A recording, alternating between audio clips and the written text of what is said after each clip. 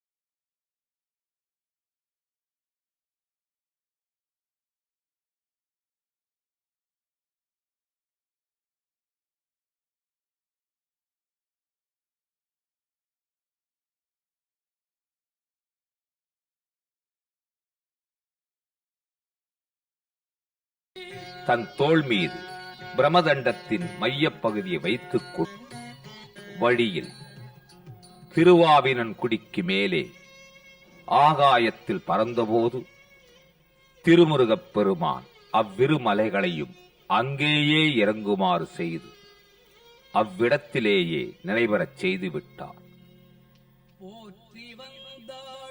தன்னை அறியாமல் தரையில் இறங்கிய இடும்பன் தன் பலம் மட்டும் முயன்று பார்த்தும் அப்பிரமதண்டத்தின் ஓரங்களில் கட்டிய மலைகளை அசைக்க முடியவில்லை. திருமுருகப் பெருமான் ஓர் அழகிய இளவரசரின் உருவுடன் ஒரு குதிரை மீது வந்து திருவாவினன்குடி கோயிலுக்கு வந்து இளைப்பாறிச் செல்லும்படி அருள்பாலித்தருளினார். சிவகுன்றின் மீது ஒரு அழகிய சிறுவன் கோவணத்துடன் தண்டு கொண்டு ஆண்டியின் உருவில் நிற்பதைக் கண்டான் இடும்பன்.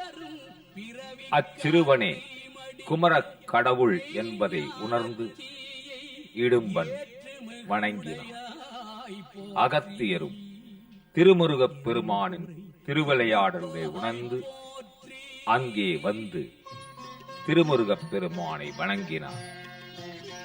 இடும்பன் இரு மலைகளையும் காவடி போல் சுமந்து வந்து திருமுருகப் பெருமானின் திருவுருளை பெற்றது போல பக்தர்களும் அன்று முதல் மலைக்கு பதிலாக சந்தனம், பால், மலர் போன்ற பொருள்களை கூடைகளில் வைத்து கட்டி காவடியாக எடுத்துச் சொல்லும் வழக்கம் தமிழ்நாட்டில் ஏற்பட்டது. திருமுருகப் பெருமானின் திருவுருளை பெற்று இந்த உலகம் உய்ய வேண்டும் என்ற ஒரே காரணத்திற்காக திருமுருகப் பெருமானின் பூவடியை மனதில் பதித்து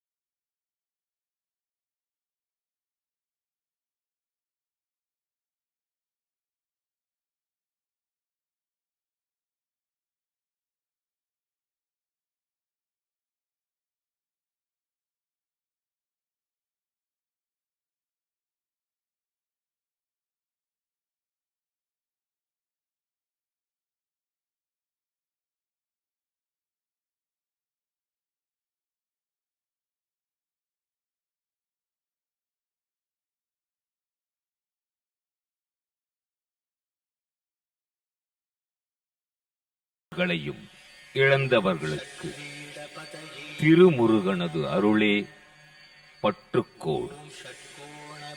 பொன் போன்றவனே, மாணிக்கமே, உபாசகன் துய்க்கும் உலக பொருட்கள் யாவுமாய் உள்ளவனே, அருளை ஊட்டுபவனே, நிலை பெற்றவனே, மயில் வாகனத்தமர்ந்த தேவே, வாழ்க்கை மின்னலைப் போல் விரைவில் மாறக்கூடியதென்பது அறிந்தும் நிலையற்ற இந்த வாழ்வின் மீது நேசம் வைத்த எமது செய்கையை என்னவென்பது?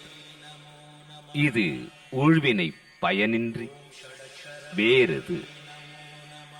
இதனை உணர்த்தவோ திருவாவினன் குடி எனும் திருத்தலத்திலே பழம் நீ என பழனியானாய்.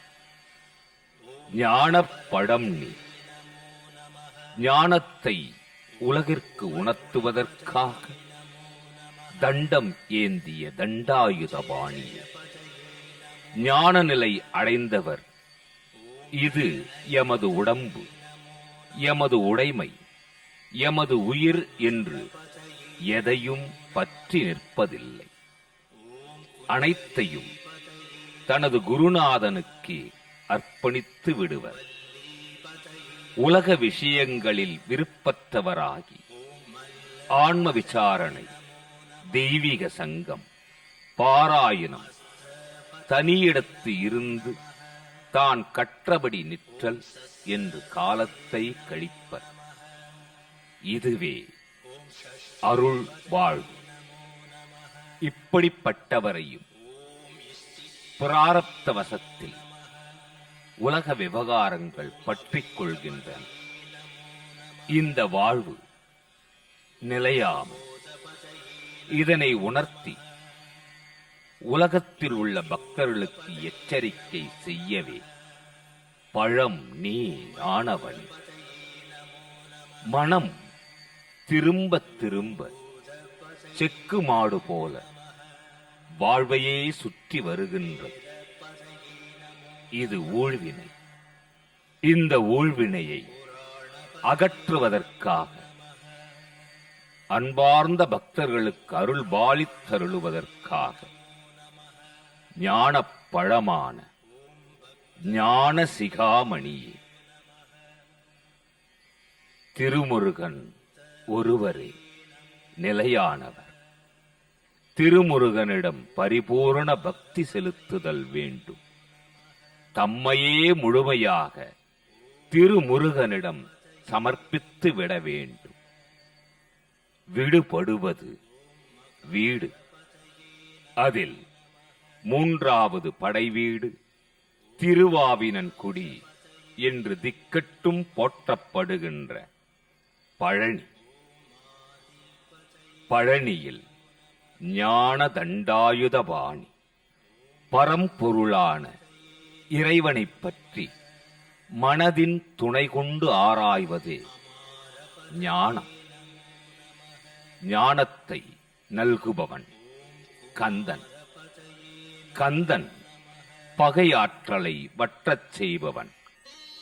காம, குரோத, லோப, மோக, மத, மாச்சரியங்கள் என 6 பகைவர்களை ஆறுமுகன் அழிப்பான். ஆறுமுகமே ஒரு முகமாய் அமைந்தது பழனி. அழகான வடிவம் திருமுருகன் திருவுருவம். முருகு என்றால் அழகின் வடிவம் என்பது ஒரு பொருள். சுப்பிரமணியம் என்ற சொல் அழகன் என்ற பொருள் பொதிந்தது. முருகன், குகன், கந்தன், ஷண்முகன், சரவணபவன், பாலசுப்பிரமணியன், சேனாபதி ஆகிய நாமங்கள் சுப்பிரமணியனின் பெருமையை விளக்குகின்ற காரணப் பெயர்கள். பெயர்கள் அனைத்தும் பொருள் பொதிந்தவை, அருள் தருபவை. திருமுருகனுடைய குணங்களையும் அனுக்கிரகத் தன்மையையும் அப்பெயர்கள் வெளிப்படுத்துகின்றது. ஆறுமுக ருத்ராட்ச மாலையை பயன்படுத்துவது பக்தர்களுக்கு சிறப்பு.